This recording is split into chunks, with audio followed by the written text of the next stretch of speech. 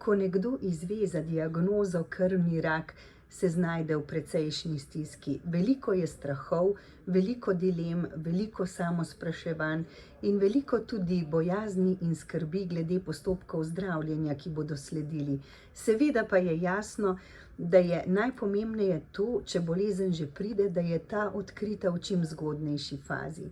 Zato bi vas vprašala, kateri so ključni momenti na poti zdravljenja krvnih rakov in kako zelo dobro medicina odigrava svojo vlogo na tem področju. Ja, tako je.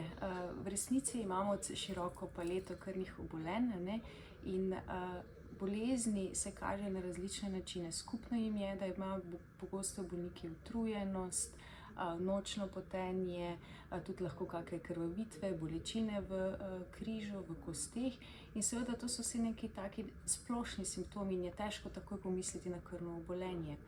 Ključno je pri hematoloških boleznih to, da lahko marsikaj ugotovimo že samo iz krvne slike, tako da je diagnostika in prepoznava teh bolezni praktično zelo enostavna, če na njo pomislimo.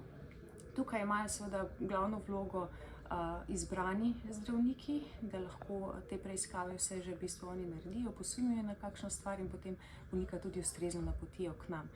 Strah ob ugotovitvi krvne maligne bolezni je seveda velik. S tem se soočamo mi vsakodnevno in je v bistvu bolniki pa ne, in je seveda to velik šok na začetku.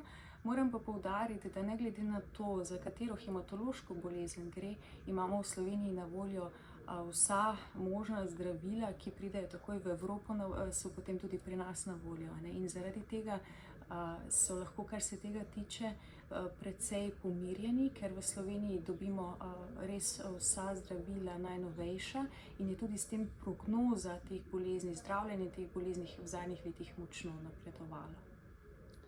Se pa seveda zdravniki in ostalo zdravstveno osebje na klinični ravni srečujete z drugačnimi izzivi, organizacijskimi, logističnimi, kadrovskimi. Kako je na tem področju pri vas?